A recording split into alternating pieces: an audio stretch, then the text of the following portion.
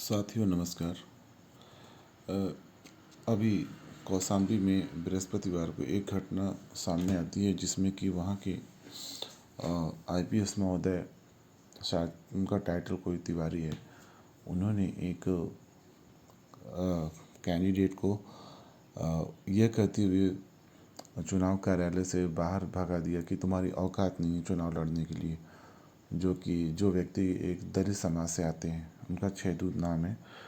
तो ये बहुत ही निंदनीय बात है। ठीक है, जिस तरह से उन्होंने धक्के मार के उन्हें बाहर निकाले, चुनाव परिसर से बाहर निकाला, ये बहुत ही इसको उचित नहीं कहा जा सकता है। ठीक है, देश में संविधान और लोकतंत्र का राज्य होने के बावजूद इस तरह की घटनाएं होना स्वाभाविक नहीं है। ये अगर लोकतंत्र के रहते हुए और संविधान के रहते हुए अगर ऐसी कोई घटना घटित हो जाती है तो सोचिए, संविधान नहीं रहेगा या लोकतंत्र नहीं रहेगा तो इस तरह के ब्राह्मणवादी या मनुवादी सोच के लोग जो है वो किस तरह से समाज को प्रताड़ित करते रहे होंगे। जब लोकतंत्र नहीं था, संविधान नहीं था, तो मनुवादी और ब्राह्मणवादी सोच के लोग किस तरह से दलित समाज का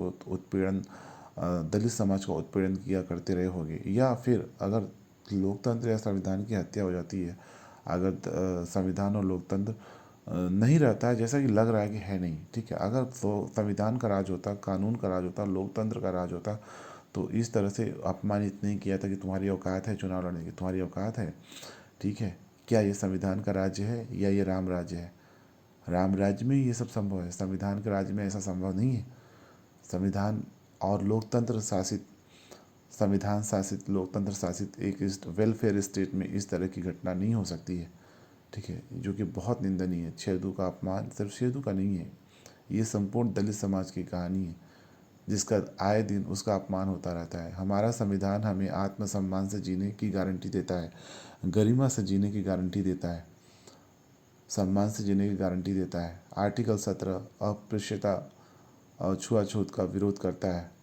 आर्टिकल 14 और 15 कहता है धर्म, लिंग, जाति, जन्म स्थान, समाज, मूल वंश के आधार पर भेदभाव नहीं किया सकता है। लेकिन ये हो रहा है खुलेआम। एक ऐसा व्यक्ति जो भारतीय प्रशासनिक सेवा से आया हुआ है, जिसने एथिक्स पढ़ी है, जिसने देश का इतिहास पढ़ा है, भूगोल पढ़ा है, जिसने देश के कल्चर डाइवर्सिटी के बारे में पढ़ा हुआ है, जो देश एक ऐसा व्यक्ति जो देश की डाइवर्सिटी का सम्मान नहीं कर रहा है, विविधता का सम्मान नहीं कर रहा है। क्या रंग के आधार पे, धर्म के आधार पे, आर्थिक क्षमता के आधार पे इस तरह से दलितों से भेदभाव किया जाएगा?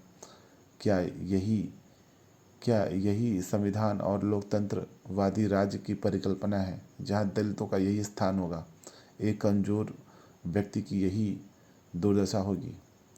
ये अपमान संपूर्ण कमज़ोर, शोषित, पीड़ित, वंचित समाज का है। ठीक है, दलित समाज को इसके बारे में संज्ञान लेना चाहिए और ऐसे लोगों को कभी भी समर्थन नहीं करना चाहिए। इस घटना का बहुत निंदनीय, बहुत दुख हुआ मुझे इस घटना से।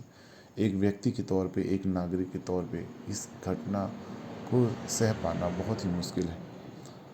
ठीक है साथियों, मैं तो यही सबसे अपील करूँगा कि सब लोग ऐसी घटनाओं का संज्ञान लें और वोट करते समय अपने वोट की चोट से मनुवाद और ब्राह्मणवाद को हराएं और संविधान और लोकतंत्र को जिताएं। धन्यवाद साथियों।